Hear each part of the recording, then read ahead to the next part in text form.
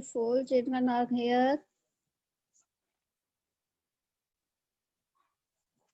Join the first, everyone, please.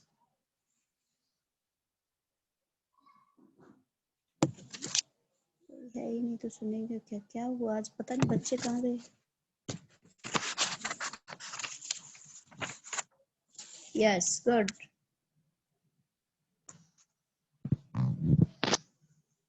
Good afternoon, Devas.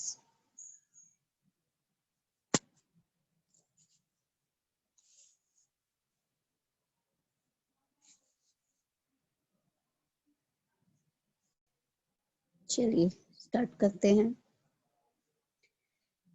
ह्रस्व निष्पत्ति, इसके अवयव हम पढ़ चुके हैं, इसके अंग हम पढ़ चुके हैं। मुख्य अंग, हाँ हम पेपर में ग्रामर पार्ट से क्या आएगा? अपने सिलेबस में फुल दिया है बेटा। फुल ग्रामर में से कुछ भी आ सकता है, क्योंकि ग्रामर में डाउट की कोई गुंजाइश ही नहीं होनी चाहिए।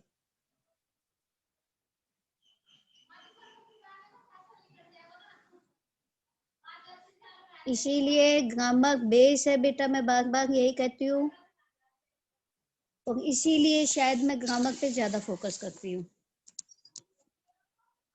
देखिए वाक्य, वाच्य, रस, इनमें से ही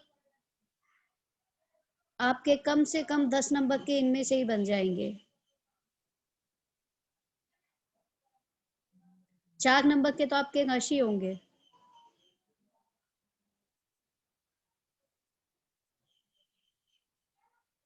चलिए, अवयव हम पढ़ चुके हैं, आज हम पढ़ने वाले हैं रस के भेद। रस के भेद में भी मैंने श्रृंगार रस को थोड़ा सा बता दिया था आपको, और मैंने कहा था ये चैप्टर हम खत्म करने के बाद एक छोटा सा टेस्ट रखेंगे इसी रस से संबंधित। हालांकि ग्रामर पार्ट हम कंप्लीट लेंगे, लेकिन पहले रस का लेंगे, क्योंकि रस खत्म होगा तो रस में से ही टेस्ट लेंगे। तो श्रृंगार रस, काम भावना अथवा कामदेव के जागृत होने को श्रृंग कहते हैं। अतः इस रस का आधार स्त्री पुरुष का सहज आकर्षण है। जब प्रेमियों में सहज रूप से विद्यमान रति नामक स्थायी भाव, विभाव, अनुभाव और संचारी भाव के संयोग से आस्वाद के योग्य अर्थात आनंद प्राप्त करने योग्य हो जाता है, तो श्रृंगार रस कहलाता है।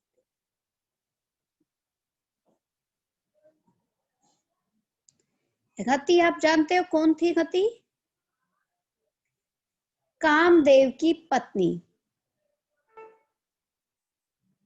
तो श्रृंगार रस कहते हैं जब काम भावना अथवा कामदेव के जागृत होने को श्रृंग कहते हैं, इसलिए इस रस का नाम है श्रृंगार रस।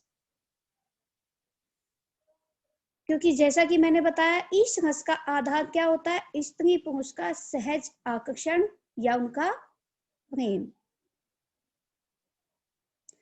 जब प्रेमियों में सहज रूप से विद्यमान रति नामक स्थायी भाव, रति किसमें, किसका स्थायी भाव है? श्रृंगार रस का। रति क्योंकि कामदेव की पत्नी का नाम था, और इस रस में कामदेव का या काम भावना का मुख्य स्थान है, इसीलिए इसका स्थायी भाव रति है। जब प्रेमियों में सहज रूप से विद्यमान रति नामक स्थायी भाव, विभाव, अनुभाव, विभाव कारण, अनुभाव चेष्टा, संचारी भाव जो कुछ क्षण के लिए पैदा हो, तो संचारी के संयोग से आनंद प्राप्त करने योग्य हो जाता है, तो श्रृंगार रस बन जाता है। बेटा नाम सामने आते ही परिभाषा आपके माइंड में घूम जानी चाहिए।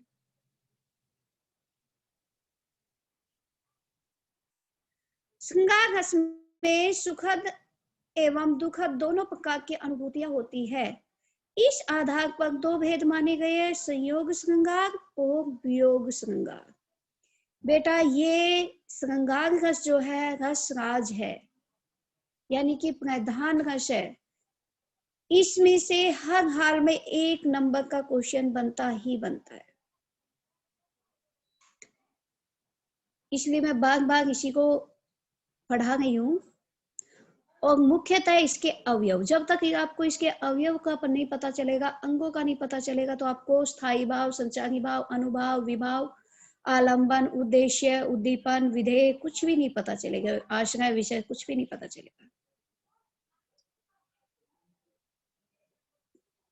अच्छा, तो इसके 2 भेद बताए हमने, संयोग घस, संयोग श्रृंगार घस। श्रृंगार घस तो हम पढ़ ही रहे हैं, संयोग श्रृंगार घस और वियोग श्रृंगार घस।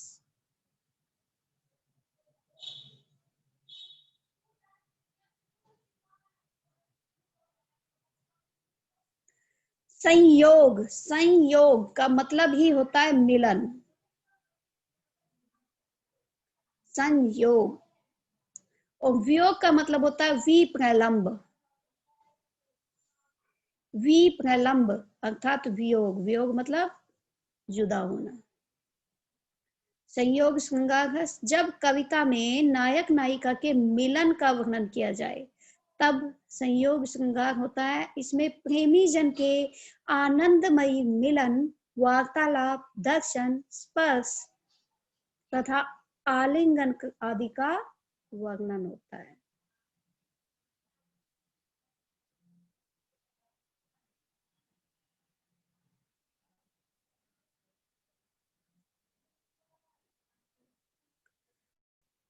उदाहरण, धनुष यज्ञ में सम्मिलित होने के लिए विश्वामित्र के साथ गए राम और लक्ष्मण गुरु के लिए फूल लाने को जनक की वाटिका में जाते हैं। गौरी पूजन के लिए आई सीता से वहां राम का साक्षात्कार हो जाता है। तुलसी की निम्नलिखित पंक्तियों में इसी संयोग श्रृंगार का वर्णन है। चितवन चकुत चहु दिस सीता, कह गए नृप किशोर मन चिंता। लता ओट तब सखिन लखाए, श्यामल ओर किशोर सुहाए। देख रूप लोचन ललकाने, हर से जनु निज निधि पहचाने। थके नयन रघुपति छवि देखी, पलकिन पगहि निमेषी। अधिक स्नेहु देव भई मोहि, सगद सहीसी जनु चितउ चकोरी। लोचन मग रामहि आनी, दीन्ही पलक कपाट से।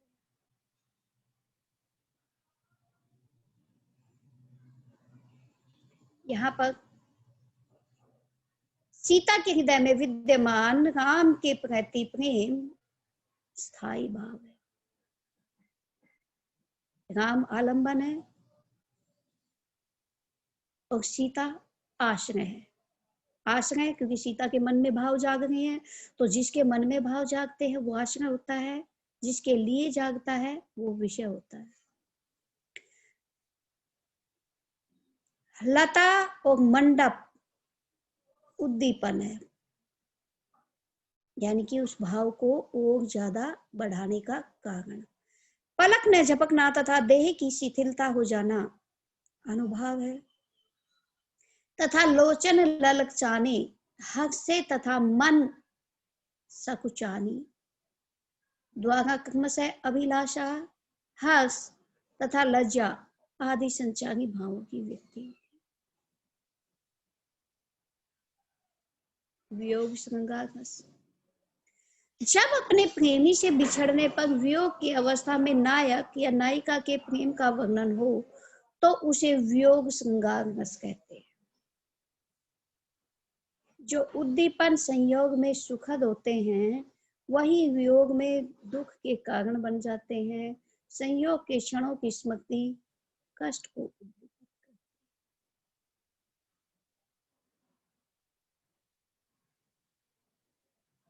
संयोग के क्षणों की स्मृति यानी जब वो मिले थे उस क्षणों की यादें, उन पलों की यादें जो है उस कष्ट को और भी ज्यादा उद्दीप्त कर देती है, बढ़ा देती है।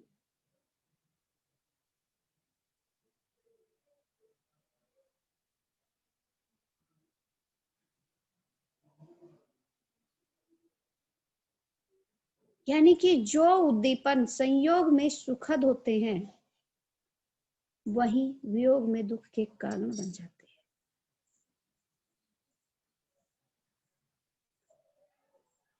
मैं निज आलिंद में खड़ी थी सखी एक रात,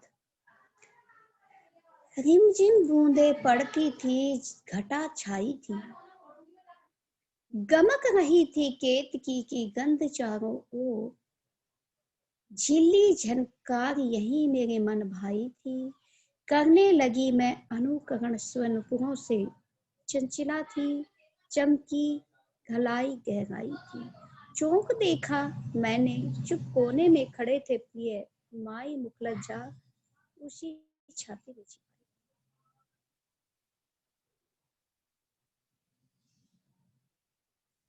पता चल रहा है कि बारिश हो रही है और प्रियतमा एक कोने में खड़ी अपने प्रिय को याद कर रही है।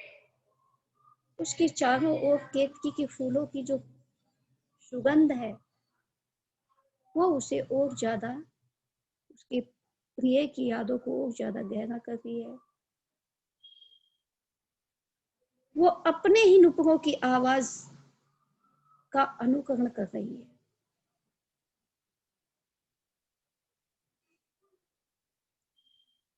ये किसकी बातें हो रही है? उर्मिला की। उर्मिला कौन थी? उर्मिला कौन थी? लक्ष्मण की स्त्री। जी हाँ, लक्ष्मण की पत्नी। जब लक्ष्मण श्री राम के साथ वन में चले जाते हैं तो उनके पीछे से जो उर्मिला है वो अपने पति को याद कर रही है।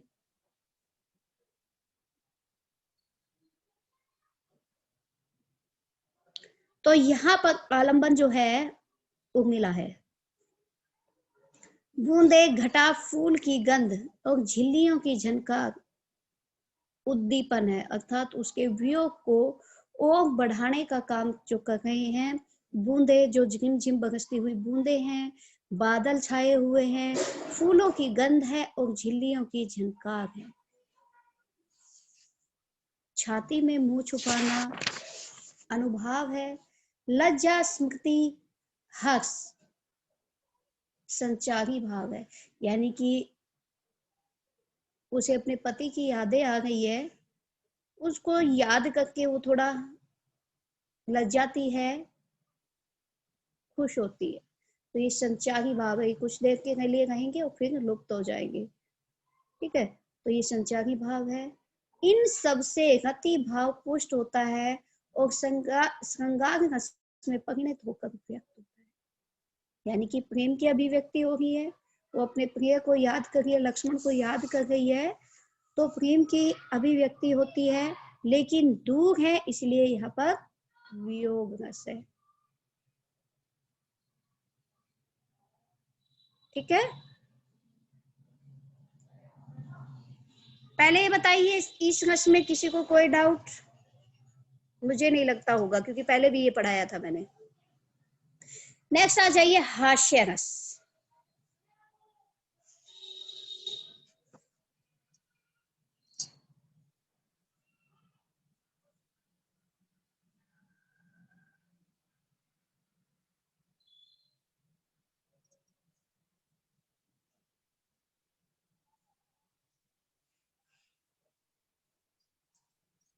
हाँ जी, कुछ कहना चाहते हो?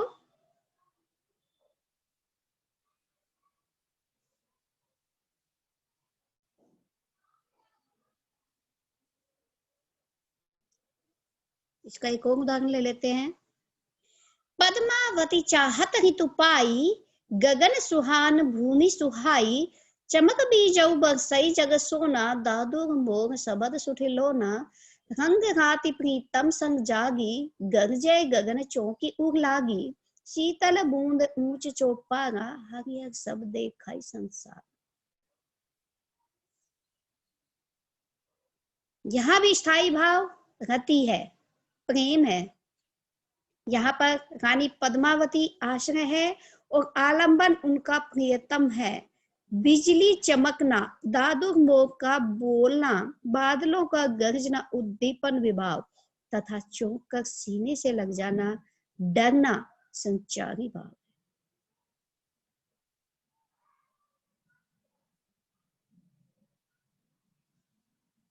यानी कि वर्षा ऋतु में रात्रि के समय बिजली चमक रही है, बादल गरज रहे हैं, दादू मोग की आवाज सुनाई दे रही है। पद्मावती,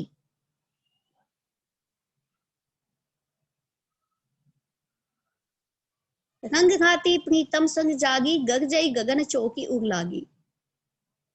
पद्मावती अपने प्रीतम के संग जागती हुई वर्षा का आनंद ले रही है और बादलों की गर्जना सुनकर चौंक कर अपने प्रीतम के सीने से लग जाती है। कितना अच्छा उदाहरण है संयोग श्रृंगार रस का। एक वियोग रस का भी एक और उदाहरण देख लीजिए। मनमोहन तई बिछड़ी जब सो, तब आ सुन सो सदा धोवती है। हरिश्चंद्र जो प्रेम के फंद परी, कुल की कुल लाजही खोवती है। दुख के दिन को भांति बीतई, विरहा गम रंग सजोवती है। हम ही अपनी दशा जाने सकी, निसी सोबती है कि धो होबती है।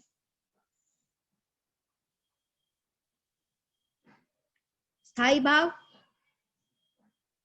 गति नेम है। विगणी नायिका यानी कि जो आश्रय है तथा उसका प्रिय मनमोहन तय जब से बिछड़ी, उसका मन प्रिय जो मनमोहन है वो आलंबन है। विभाव मिलन के सुखद दिन कारण जो है तथा संचारी भाव पूर्व मिलन की यादें दुख आदि, जिनके संयोग से वियोग श्रृंगार रस की अनुभूति हो रही है। तो इसमें वियोग श्रृंगार रस। नेक्स्ट आ जाइए, ये हमने बहुत पढ़ लिया और मुझे लगता है आप अच्छी तरह से समझ भी गए होंगे। अब हास्य रस पे आ जाइए। 4-5 उदाहरण दे दिया हास्य इसके श्रृंगार के। तो हमने हास्य रस इसमें से भी मोस्टली पूछा जाता है। इसका स्थायी भाव हास है अर्थात हंसी है। जब नायक नायिका में कुछ अनुचित आभास मिलता है तो यह भाव जागृत हो जाता है। साधारण में भिन्न व्यक्ति वस्तु आकृति विचित्र वेशभूषा असंगत क्रियाओं विचारों व्यापारों व्यवहारों को देखकर जिस विनोद भाव का संचार होता है उसे हास कहते हैं।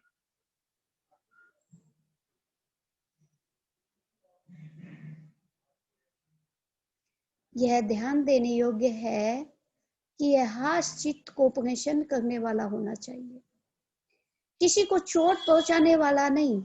बेनी कवि को किसी दानी ने एक रजाई दी। रजाई अत्यधिक पतली थी, उसके ओढ़ने से सीप जाने के स्थान पर सीप के कारण को ग्रस्त हो जाने की अधिक संभावना थी।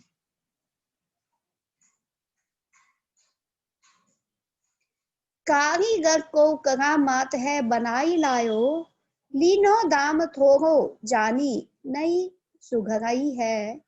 भाईजू ने रामजू रजाई दीनो राजी है कई, शहर में ठोर ठोर सोहरत भई है। बेनी कवि पाए के अघाई रहे घरी दुई के, कहत न बैनी कछु कोई मती ठई है। सांस लेत उड़ी लो उपल्ला ओ बितल्ला सबई, दिन द्वे के बाती हेत हुई रही गई है। यानी कि ये जो रिजाई है वो ऐसी है कि सांस लेने से ही उड़ जाए। उपल्ला ओ बितल्ला सबई, तो मतलब उसका ऊपर वाला और नीचे वाला सबई इतनी पतली रिजाई है कि सांस लेने पर मात्र से उड़ जाती है। तो ये रिजाई उसको ठंड से बचाएगी। कितनी अच्छी रिजाई दी है।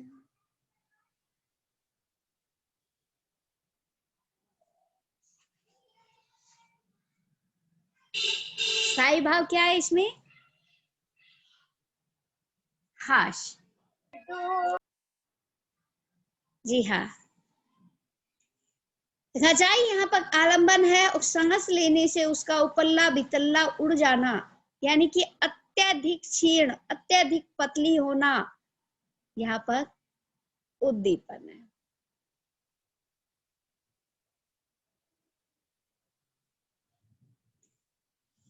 एक अन्य उदाहरण देखिए, ये एक बार हमारे टेट के एग्जाम में भी आया था, सो इसको भी ध्यान से देखिए।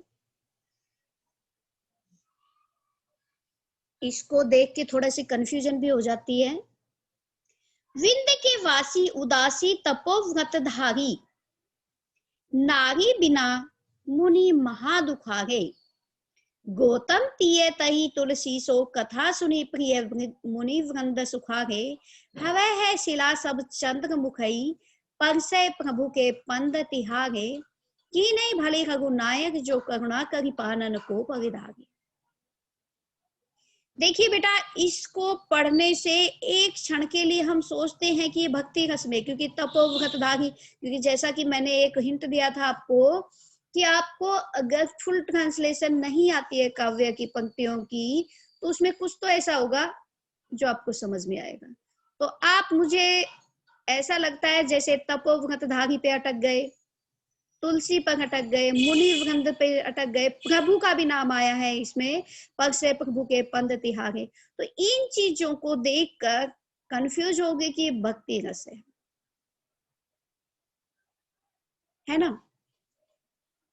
लेकिन इनको अगर हम ध्यान से पढ़ें, विंध्य के वासी उदासी तपोव्रतधारी, नारी बिना मुनि महादुखारी, बस पूरे को पढ़ने को जरूरत नहीं, आपको असली आंसर तो इसी लाइन में मिल गया।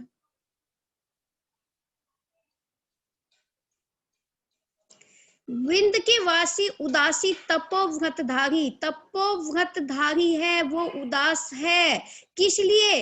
नारी बिना मुनि महादुखारे, मुनि लोग है वो नारी के बिना महादुखी है।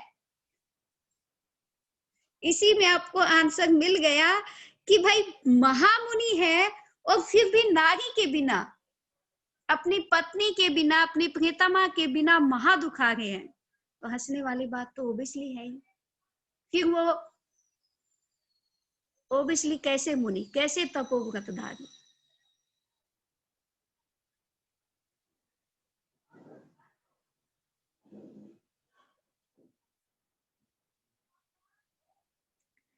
गौतम तिये तही तुलसी सो कथा मुनि भय मुनि वृंद सुखागे।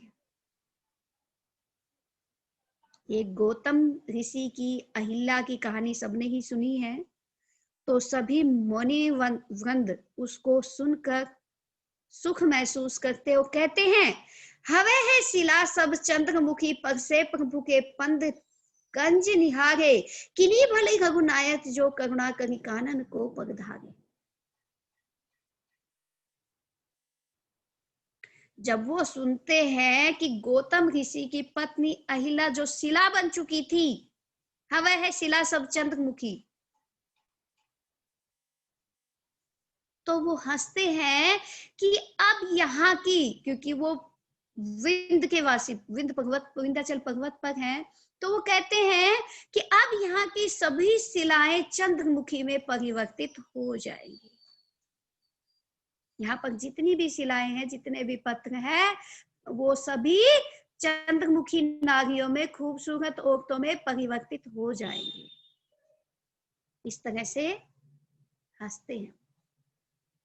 तो इन काव्य पंक्तियों को पढ़कर कभी भी कंफ्यूज मत होना। ये मैंने कहा, पहला जो उदाहरण दिया था उसमें तो सपा स्थायी था काव्य रस, लेकिन इसमें थोड़ी सी कंफ्यूजन हो सकती थी, इसलिए मैंने इसको अच्छे से खोलकर व्याख्यात किया है, आपको समझाने की कोशिश की है। इसमें हास्य रस की उत्पत्ति हो रही है बेटा।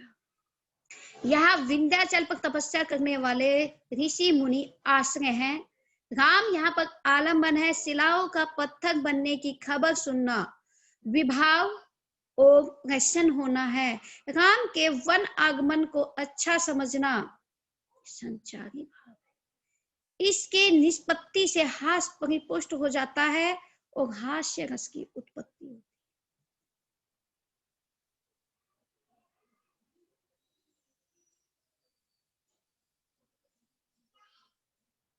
समझ में आया? इसलिए बेटा किसी भी काव्य पंक्तियों को पढ़कर उसको अच्छी तरह से समझने की कोशिश करना। क्या उसमें संचारी भाव है, क्या विभाव है, क्या उद्दीपन है, क्या कौन आलंबन है, कौन आश्रय है, कौन विषय है। जब तक उसके भावों का पता नहीं होगा तब तक आपको इन सब का भी पता नहीं हो सकता।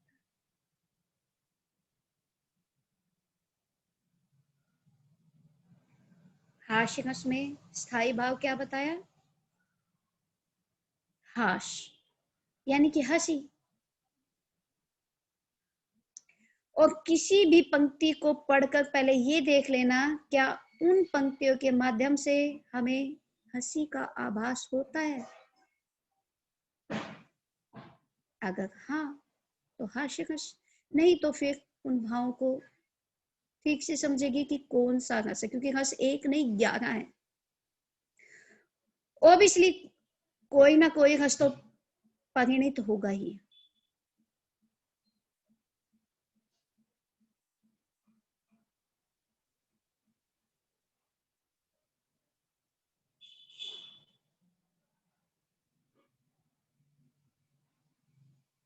चलिए नेक्स्ट, वीर रस।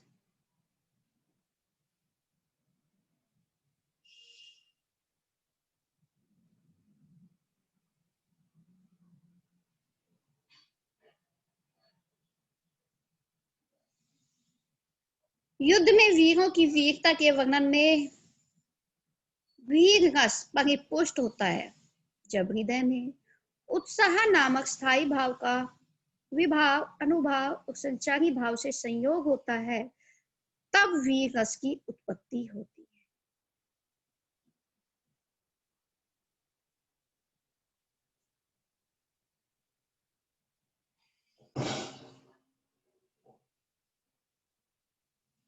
यानी कि वीर रस का स्थायी भाव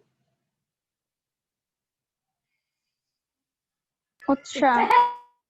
उत्साह।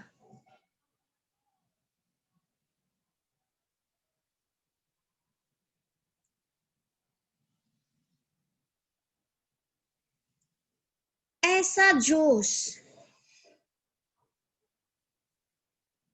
वीर रस ज्यादातर युद्ध क्षेत्र में देखने को मिलता है, क्योंकि वहां पर कोई भी योद्धा मरने मारने को, कटने काटने को तैयार होता है, यानी कि अपनी जान हथेली पर लेकर खड़ा होता है।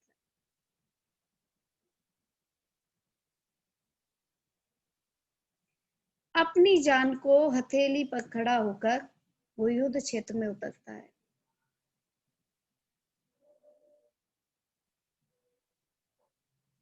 यानी कि जब हृदय में उत्साह नामक स्थायी भाव का विभाव, अनुभाव और संचारी भाव से संयोग होता है, तब वीर रस की उत्पत्ति होती है।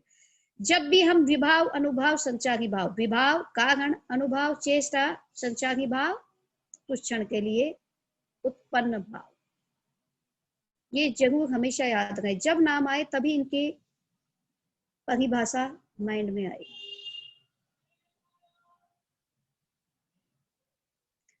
उत्साह स्थायी भाव जब विभाव, अनुभाव, संचारी भावों से पुष्ट होकर आस्वादन के योग्य होता है, तब उसे वीर रस कहते हैं।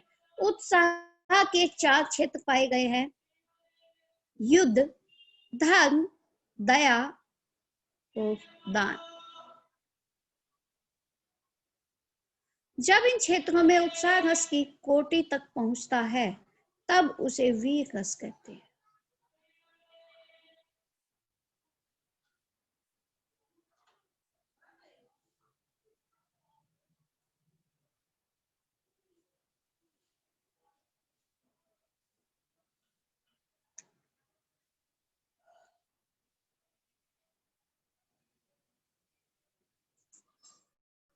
उदाहरण,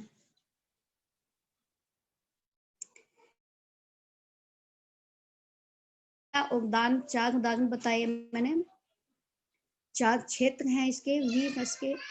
तो युद्ध में युद्धवीर यानी कि शत्रु के नाश का उत्साह, दानवीर दीन की दयनीय स्थिति तथा उसके कष्ट निवारण का उत्साह,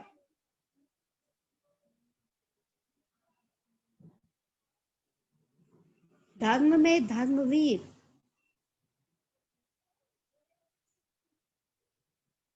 धर्म स्थापना अथवा अधर्म नाश का उत्साह, और दया में दयावीर दीन दुखियों की पीड़ा दूर करने, उनकी सहायता करने का उत्साह।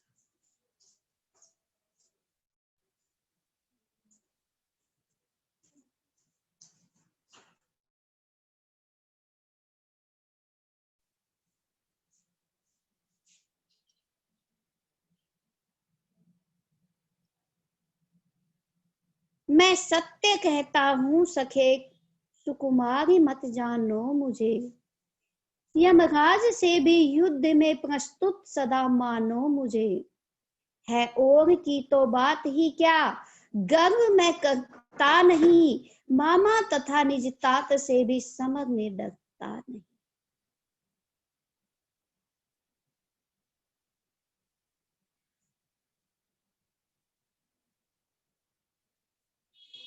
देखिए बेटा, जो भी हम काव्य पंक्तियां पढ़ते हैं उसमें से कुछ ना कुछ तो हिंट निकलता है।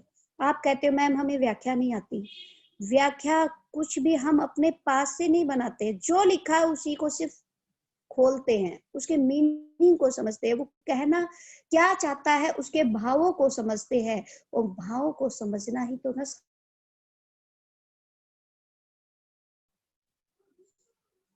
भाव समझ में आएंगे तभी तो आनंद की प्राप्ति होगी, वरना तो कुछ भी लिखा गया उर्दू फारसी हमें क्या मतलब है। जब उन काव्य पंक्तियों के भाव हमारी समझ में आते हैं तभी आनंद की प्राप्ति होती है, और वही आनंद रस में परिणत हो जाता है।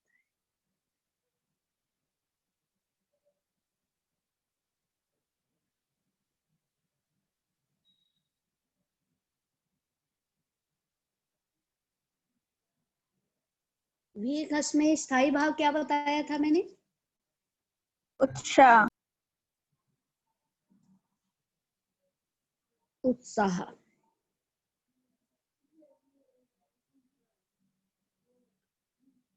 इस उत्साह के 4 क्षेत्र बताए मैंने, युद्ध, धर्म, दया और दान।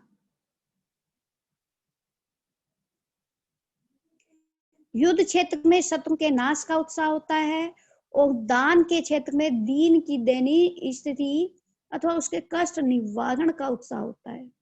धर्म में धर्म स्थापना अथवा अधर्म नाश का उत्साह होता है। दयावीर में दीन दुखियों की पीड़ा दूर करने, उसकी सहायता करने का उत्साह। ये मुख्यतः 4 क्षेत्र हैं इसके।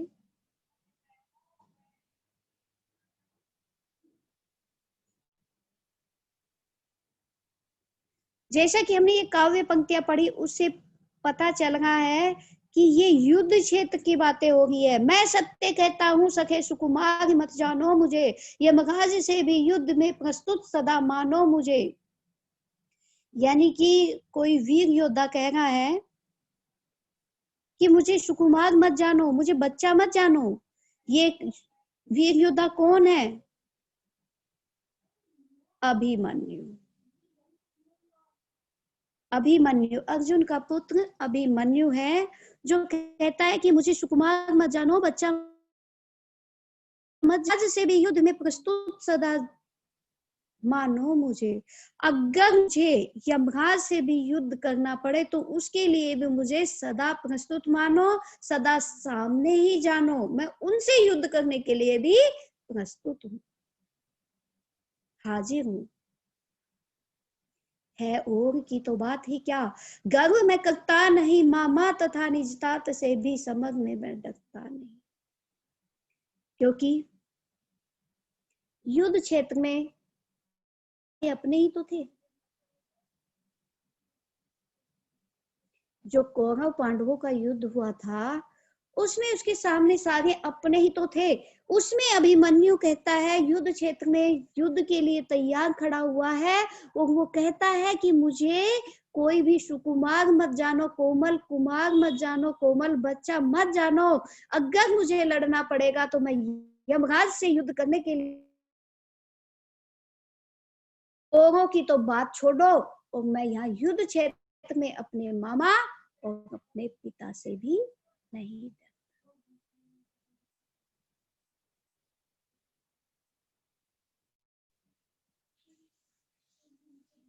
यहाँ पर कौरव दल पराजय का उत्साह स्थायी भाव है। अभिमन्यु आश्रय है, कौरव आलंबन है। अभेद चक्रव्यूह उद्दीपन है, तभी तो वो उस चक्रव्यूह में घुसा था। अभेद चक्रव्यूह उद्दीपन है, सखे सुकुमार मत जानो मुझे, यमराज से भी युद्ध में प्रस्तुत सदा मानो मुझे, मामा और तात से भी समझने में डरता नहीं। ये आदि अभिमन्यु के उद्गार अनुभाव है, तथा अभिमन्यु के कथन में निहित गर्व, हर्ष तथा औत्सुक्य आदि संचारी भाव।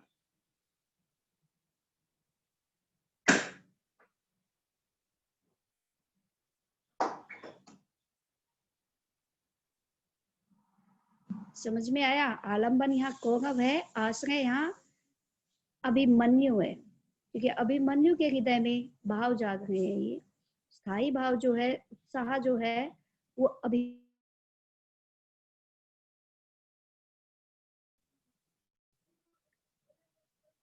इन भावों के जागने का कारण कौरव है, इसलिए आलंबन कौरव है।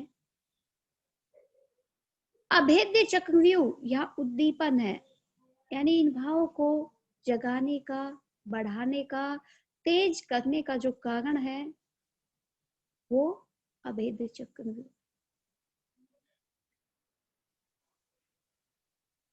और जो ये अभिमन्यु कहता कि सुकुमार मत जानो, यमराज से युद्ध के लिए भी प्रस्तुत जानो, मैं किसी से डरता नहीं हूँ,